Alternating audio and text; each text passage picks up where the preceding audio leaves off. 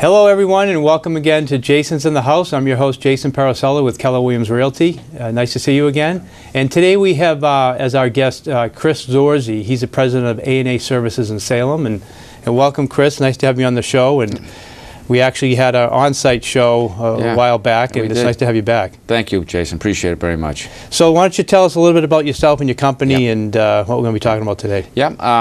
Yeah, we're A&A Services. We're based in Salem, Massachusetts, and I've been in business for 32 years. We own our business location. A lot of folks from the North Shore might know it as the old Tobin TV building. We bought that in '94. You know, we're right on North Street, so we're planted in the community, and we're a home improvement company. We specialize in roofing, windows, siding, gutters, and about 6 years ago, we got involved with weatherization. And we went out and got BPI certified, got all our credentials. And it was like a natural fit for us because we sold a lot of energy efficient products anyways. So what's BPI? It's Building Performance Institute. Okay. And it's a rigorous training program. And it's actually the science of a home, how a home works through weatherization, construction. It's intensive training on how to properly weatherize a home.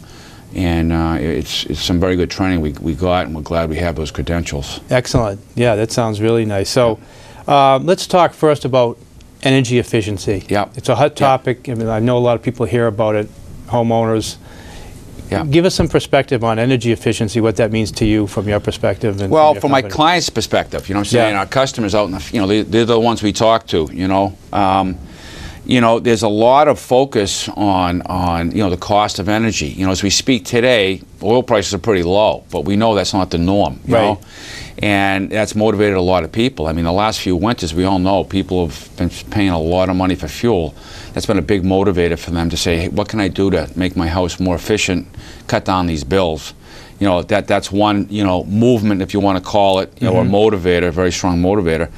You know, another feature is, you know, people comfort. You know, it's like, I call it the frustration cycle. Like, you know, Jason, you're in the real estate business, you're in tons of homes throughout your career, and you evaluate and help your customers, your clients, you know, what's wrong, what's good, what do we have to do to make the home sellable? And for us, we're asking people, what are the problems? You know, drafty windows, you know, I sit by the TV and I got 8 blankets on me every time I go to watch TV, and it's, you know, so there's that comfort motivation button. And then another one that's really up and coming is the green movement. People really are focused on, you know, making their homes more efficient, you know, concerned about their carbon footprint. And of course, weatherization comes at a price tag, and some people are heavily into that, and they want to do that. You know, one of the things I see too is you have that line of, as far as value of a home and what buyers are looking for and stuff, they don't necessarily really tend to lean towards how much insulation does a home have. However, because of this movement now in the green and the energy prices, people are starting to ask those questions. So I'm starting to see it on the real estate side. You know, not only does it have a new kitchen and a new bathroom, but is there insulation? You know, so because they're getting more in tune and more concerned about that stuff. Jason, you're right on the money, because, you know, we go see these people after they buy homes. Right. And an interesting story, a young couple bought, you know, a big home out in Carlisle. It was kind of a fixer-upper, but they weren't flippers. It was a home they wanted to move into, and it was a beautiful neighborhood. And they bought a lot of house. And they didn't realize it was going to cost them to heat their home. And I was in my process of doing an energy audit. You know, we get into the cost, the numbers. What's it cost to heat your home? And he says, well, we haven't finished December yet, and I'm into it for $800. Wow. And there is a big push in the industry where people, this was a young couple, so they're on the, you know, they're on the internet talking about this, their experiences, their Facebook, whatever it may be. Right. And it's you know, we see it a little bit on the front end, not we see it mostly on the back end. And it is a big concern.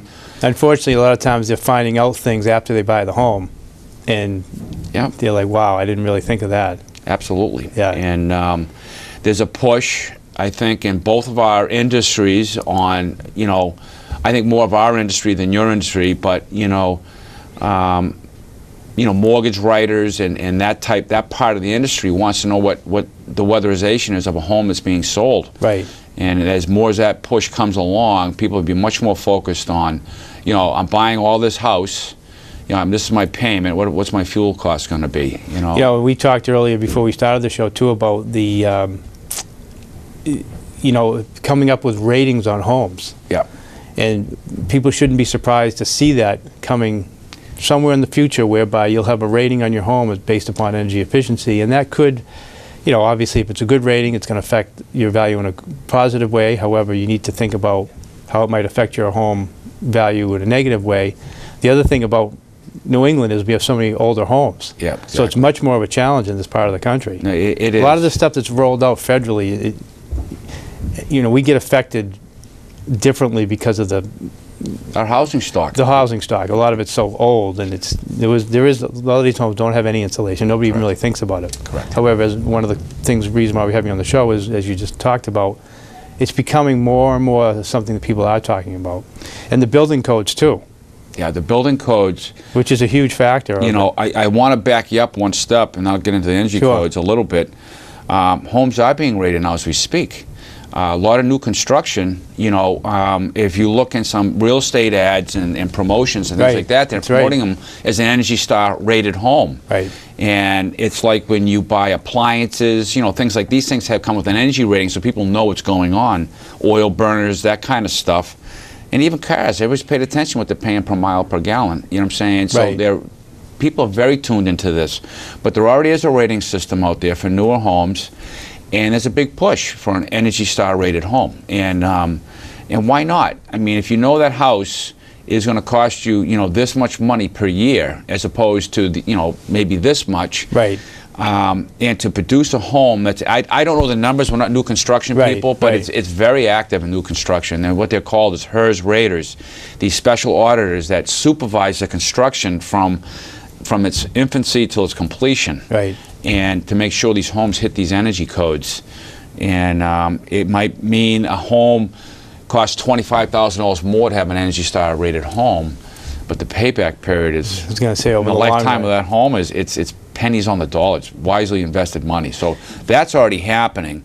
And then back to the energy codes. So that ties into the building codes, kind of, Well, that's a step that's way above the energy codes, yeah. Okay, and that's why it has that Energy Star rating. But the energy codes are changing, under our feet as we speak, and there's a lot more requirements to new construction to meet a certain energy code. Even additions, people have to. So it's not necessarily the new construction, it's which you're going to find more around this area, is as you mentioned, the additions. Correct. Doing improvements to your home and doing certain things where it's going to trigger having to do more on the energy piece of it, yeah. Yeah, and it makes good sense. I mean, it really does. I mean, I don't think a lot of us I don't get political, but government, dictating to us. But here's something that it really makes sense. It helps you save money in the long run. There's a definite payback period. Yeah. And as a country, I believe we want to use as little fuel as we possibly can. So it really is a good thing, I think. The other thing too is it was just recent. I think it was the last couple of weeks in the Boston Globe where the rates of electricity and going up 30%, and all these articles about these things where, just to reinforce what you said, in the long run, this stuff is going to help homeowners. And it's going to cost more money. It's going to cost you more up front. However, look at it again as a long term, whether you're selling your home to get more value because of it, yep. or if you're staying there to, over the years, spend less on, your energy. Well, the thing about weatherization is, on a lot of these equations that we go into, we can actually talk to them about a payback period. So it's not like, some of these projects don't require a lot of work to get them, let's say use the term of bang for the money. It's amazing, some of the payback periods, and we can discuss that with our future clients and our existing clients. And look, if you do this, it's going to cost you this much, but you're going to earn your money back in 6 years. So you can actually show them the actual We can show them and help them, make them now, understand you had that. mentioned something about PP. Want to know what they buy? Let me look at my own notes. Yeah, here, we Jason, wanted to make sure we covered the after Energy Star homes.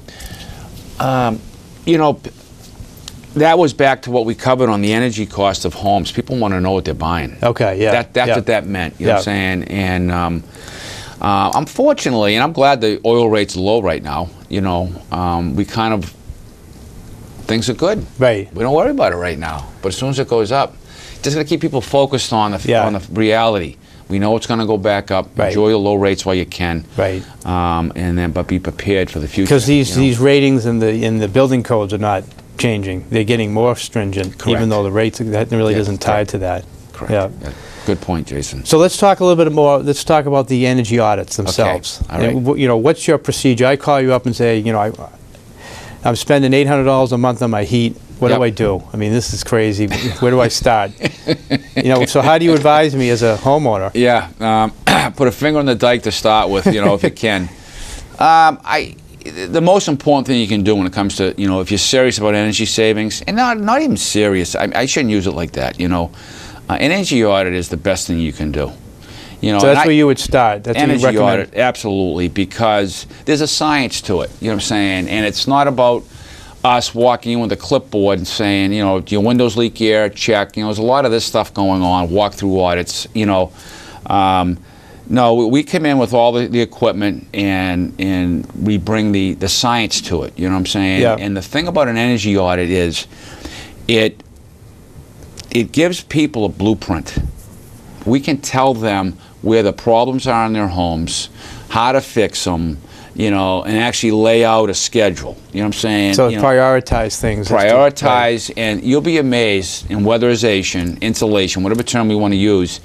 It's really a process, and some stuff you can get a great return for really short money. And the thing I don't like to see, because we were in a lot of homes, we're a full-fledged home improvement company, so we're in there for many different things. Right. You know, people just start doing things. You know what I'm saying? Oh, I need more insulation in the attic, so they start stuffing insulation in the attic. You know, Right.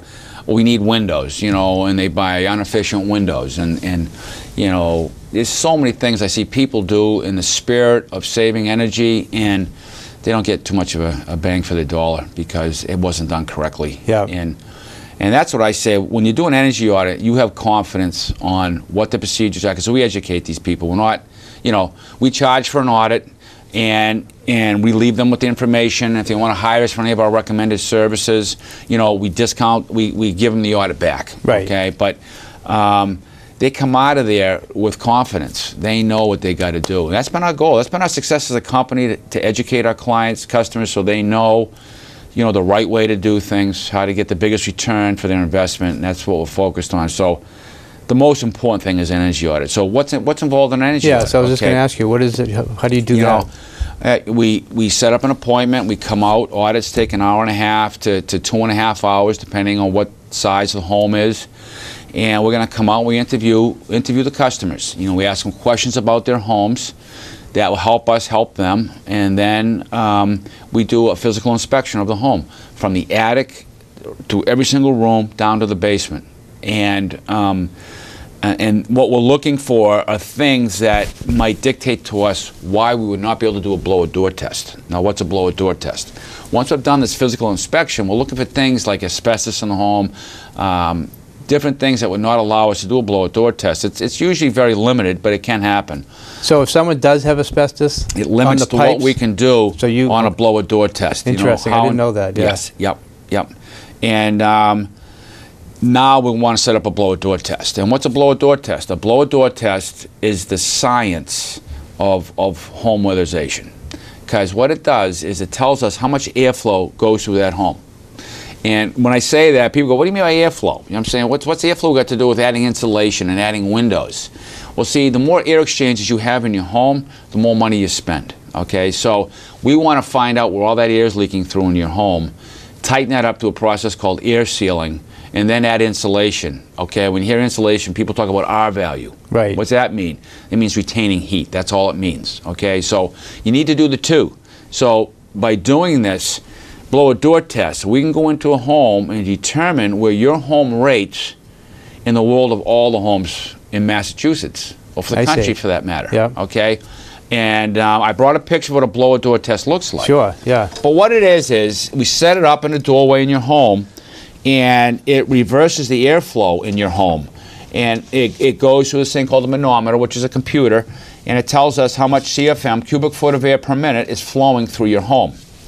And by telling us, getting this number, the CFM number, I can tell our customers where their home rates in the world of weatherization compared to the house down the street, to the house on the Cape. And the reason we can do that is because the manometer gives us a couple of numbers. One number is a Pascal number, which when I explain it to people, unfortunately I don't have it to show you, it's like a control group. Every home I go into, I got to get this to 50 pascals, okay? And whether I can or not, my manometer or my computer will get me to that point. I see. And that's how I can say, if I go into your house, Jason, and we have 3,500 CFM, I can say, in the world of weatherization, this is where you rate. You know, and it's great information. And then we So can talk. you have an initial starting point. Are you above the average, below the average? Below the average, and it really gives people a handle on where they are. Yeah. You know, and but if I can hold this up to the camera, and hopefully they can pick up on this. This is what a blower door test looks like, and basically we set it up generally in the front door, and that fan, you know, looks like a regular fan, but that I describe it as a jet engine. A lot of power on that fan, and basically what we're doing is reversing the airflow in a home. And by doing that, we identify air leaks. So that front door, this might be kind of a stupid question, but the front door is open? Yeah, everything's open. This is a temporary doorway we set up in there. You put a temporary door? Yep. Okay. Yep. Yeah. And, you know, to get more information on it, you know, we're sitting in a studio. I got a picture in my hand. You know, to get a really good idea of what a blower door test, we have a nice 2-minute YouTube clip on our website. You know, it's a-aservices.com.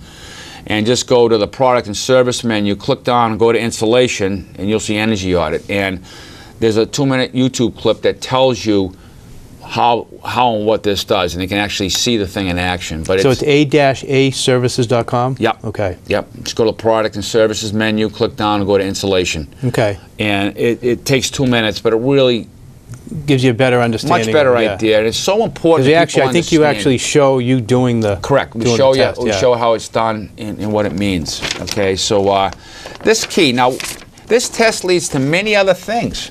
You know, I see another mistake in the industry where people go out, Jason, and they weatherize homes, and they tighten them up too much. It's too tight. There's so no you can airflow actually in the have home. too much insulation. You can do a bad job and make the house tight. So when we go into a home and we're going to weatherize it, we're going to test in. The term in our industry is called test in. We know where we start. Then we're going to test out. When we test out, we want to make sure we didn't make the house too tight. We want that house to be safe. And the house needs air to breathe. All right, so we don't want to make it too tight. That's the number one thing with the test out. Secondly, we can also document with our clients, you know, what kind of savings we got them, and we give them documentation, you know, that says this is where we started. Right, because you have it from the blower door test. This is where we finished. Keep this in your little house file. Right. Because when you resell your home or whatever happens with your home, you have documentation that you've done this work. Right. And so it serves two good purposes. And we can usually tell people where we think we're going to be in energy savings. So it's a measurable system. We're not just saying. So, you know, it's even though you're doing the test, it's a third-party backed science that you're providing the client. It's a science. We are providing that information, but you know, usually this is really hands-on. People love this because it's really a show and tell event, and they really want to know what's going on. And they see it when we test in, and then when we test out. Yeah. And they can see the numbers, they see the procedures, and I mean, you know, when you did it at my house, I remember. I mean, I have a 1930s home built in the 30s. What I was most surprised about, you didn't come in and tell me, because the house doesn't have really any insulation. Yep. I mean, we saw some in the attic and things like that. But you didn't say to me the whole house has to be insulated. You rip all the walls down, and you know, I'm going to drill holes in your shingles and blow. You said there's some key areas that we need to first of all plug. So that it wasn't overwhelming, and it was. Yeah, it's really not. It's really not. And, you know, so it was a place to start. I would have never started where you had said if we didn't do the blower door test. And it is. And because you explained to me these areas are going to just they're the most important and they're the priorities. Yeah. And then you can take it from there. So it's very good information. Thank you, Jason. Yeah, it's really, that's what I mean. I said earlier that, you know, people, you know, the process might seem scary to them, but it's eye-opening. And then, you know, we work with do-it-yourselfers, you know. I mean, this is a paid service. So we go in and we're going to educate them either way what's going on. And some people say, hey, this is better than I thought, you know. And we surprise a lot of people. And then other people, I can tell you some poor story. I mean, some people just have homes that it's just poor, you know, and they spend a ton of money on fuel and heat, and it's You know, but that exists. That's where we live. Yeah, that's where we live, as we talked about before. So, you know, another thing we focus on through this testing is our education process is, I have all these pictures here, people, just got to deal with me, is, you know, the whole idea is to stop heat loss. Right. You know, and I don't think this will show up too well on the camera. It may, but, you know, if you can see in this picture, you know, heat loss contributes to, it's a major culprit for ice dams. All right, because when you have too much heat loss going through your attic, it prematurely melts the snow, okay? And then the next thing it leads to is if you have a lot of heat escaping into your attic, we see this all the time. I don't think the camera will pick this up, but there's a lot of mold on this roof deck. And we see a lot of homes with mold in the attic because poor ventilation, because in the winter, you know, people think... So if you have no insulation, can you get mold, or is it mold only when you have too much insulation? You know, it's funny, when you have no insulation, it's like a wind tunnel up there, you know what I'm saying? It's like the air's freely moving out, there's no trapping or anything, and it's, but you also generally have ice dam issues on those homes. You know, if it's not ventilated, you can have mold issues, you know what I'm saying? See, weatherization ties into a lot of things, okay? And you know, a proper weatherized home, you know, protects your roof deck from premature rotting, adds life to your shingles. You know, when shingles go bad because of an improper vented home, they cup and curl prematurely. So there's a lot of things that weatherization does that extends the life of other products of the home. Yeah. And I like to use a term because, you know, there's an insulation industry and then, you know, there's a home improvement industry, and we do both. Right. So I tell our clients, I feel, you know, a little stroke for A&As, you know, we have a high house IQ. We really know the house top to bottom. We know the ventilation requirements. There's a lot of things to this. Right. And you kind of set the tone before you get involved with anything else, is to get the energy audit done, do the blower door test, get some perspective, give them an idea where they stand. Yes. They can make an informed decision. Yep.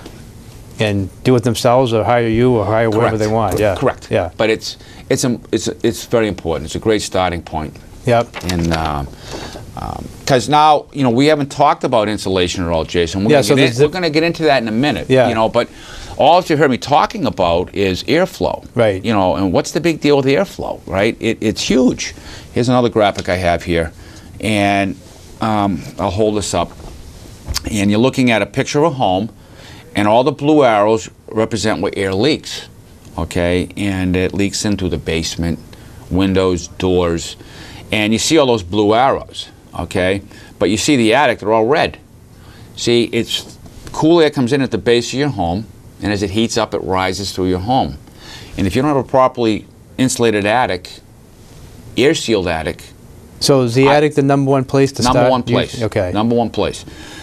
If you don't have a properly air-sealed attic, I've gone into attics that have crazy R value, just piles and piles, you know, and it's not air-sealed. It's really ineffective. Yeah. Okay, so we always stress to people air sealing. It's the number one thing you do, all right? And through the process of an energy audit, we explain to our clients how to get rid of this red arrow going into there. But please look at this, and if you can see the red or the blue arrows coming through the windows. We go into a lot of homes, and people say, my windows are drafty, I need new windows, you know, and yeah, they may need new windows, all right? But, you know, this effect is called a stack effect. And in the winter, when that cool air is very cold and you have the heat on in your home, it's really a convection loop. That's what most people kind of understand this terminology as. Right. That cycle goes through your home much quicker. And the higher the home is, the more of a convection loop you have. And this process, the stack effect process, creates leaky doors, leaky windows. Because see, it's pulling air in as the airflow goes up through the home. I see. So, you know, air sealing is the number one thing you want to do, reduce that intake of air. Because it makes sense. Now, how do you, what's the, real briefly, air sealing, what do you do to air seal? I know there's probably a lot to it, but I mean, it's not insulation, or is it insulation? It's like a foam material that we use that we air seal top plates, basement sill plates, air penetrations from the outside, weather stripping kits for doorways, things like that. Before you even do any insulation? Yeah, that's the number one thing to do. Yeah. And that air sealing process isn't really, you know, what people would think of as big money. I think when you write it's not glorifying work. It's not like you say, gee, look at my new windows. Right, you know right. What I'm saying? No, look at my stuff new that people aren't siding. even Oh, gonna see. beautiful. Right. You know, it's one of those. It's not a glorifying process that people want to go through, but it's not big money, and it's a start. It's a start. So you would air seal the attic, basement, the home, yeah, and then work into insulation materials. Right. You know what I'm saying? What's the best thing for this home? You know, and we can talk about that now if you like. Yeah, we actually we got about 5 minutes left, so let's talk about. Let's make sure we touch on the types of insulation. Yeah, this. And as you mentioned too, your website. And at the end, you give them some contact information too if they need. Yeah. There's a lot to what we're talking about, so they can certainly. There call really you. is. There really is. So let's talk about when you get to that point when you do insulate. You know, there's three major product lines on the marketplace. There's fiberglass, there's foams, and there's cellulose. Okay, and fiberglass, you know, is the poorest product on the marketplace. You know, why isn't everybody? So when you say fiberglass, what do you mean by fiberglass? That's the pink stuff that people see. So the rolls of insulation. You know, it's generally pink. Some of it's yellow. Yeah. You know, it's very poor. It has to be properly installed to get its stated R value. It's almost impossible to get that. In the industry, we call it fiber filter. Lets a lot of airflow through it. Okay, and we've talked today about air sealing, restricting the flow of air. So it's not a very good one. So why is it out there? It's cheap. It seems to be the most popular. It's cheap and it's easy to install, and that's where like the do-it-yourself or an uneducated contractor. So we'll just add more insulation to your attic and you'll be better off. And there's a science to this process, and that's a mistake I see people make. And are there cases where you would, even in new construction, a lot of times you see the fiberglass? But it's a accepted way of insulating. Absolutely, it is. Except you're saying, between the ones you mentioned, it's not the. It's not the biggest most bang. efficient. Buck long term. Yeah. It's the cheapest. Yeah. And we live in a world you get what you pay for. Right. And it's easy to use, and it's inexpensive. Yeah. So that's where it came from. That's where it's been. Our industry is coming up, education-wise, people learning what are the proper, materials to use. Then you have foam. Foam is relatively new to the market. It's been around for a long time. 15, 20 years. It started from a commercial applications, worked its way into residential applications. It works well. It's a very good insulator, but I'm not a big fan of it, for a couple different reasons. I know we're limited on time, so I don't want to. We got a couple minutes, yeah. My favorite one is cellulose insulation. Okay. It's the greenest, safest one there is. Okay, 82% of the material is from recycled newspaper. Okay, it's fiberized, so when it's installed, it lays down and it interlocks with each other, so it helps restrict the flow of air, just like the foams do. The foams have purposes and uses in certain applications. Right. But the cellulose is really, it's recycled newspaper, and then people say that stuff must burn real easy, right? It's treated with a borate mineral, which is a natural product, okay? 17% of it. So there's no off-gassing and, Nothing. Okay, no, it's the cleanest, safest material you can use. That borate mineral is a natural mineral mined out of the earth, and it's a fire retardant, it's a pest repellent, mold repellent. It's just a great product. Is it water resistant? Because you think of paper, and what if it gets wet? This is the issue with foams. See, foams repel moisture. Right. Which that sounds all good and everything, right? But when moisture comes into a home, usually comes into a vapor or gas. It's got to be diffused. It's got to be, worked through the home and vented outside. Foams repel moisture. Okay, so that moisture goes right to your wooden structure, your framing. I see. It stays on the frame. It stays in there. Yeah. Okay. Cellulose will get wet, but it diffuses that moisture, it moves it along, and it redries. Okay. Excellent. Well, there's a lot of great information in the limited time that we have, but let's tell the viewers how to get a hold of you if you had further questions on the things we talked about. Yeah, you can contact us at a-aservices.com. We're in Salem, Massachusetts. We're at 115 North Street. We have a nice showroom over there. We own our business location, so like I said, we've been in business 32 years.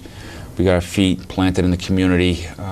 Excellent. Any problems, you come knock on my front door. We're right there. We know our industry. There's a lot of issues with certain contractors, but you know, we run a very good operation, and we're here to help our customers. So Excellent. You know. Thank you very much, Chris. It's been a pleasure to have you, and good information. All right, Jason, thank you. Thank you. Okay. And thank you all for watching Jason's in the House. I really appreciate it. And thanks again, as always, to BevCam for all their help. And we'll see you next time on Jason's in the House. Thank you.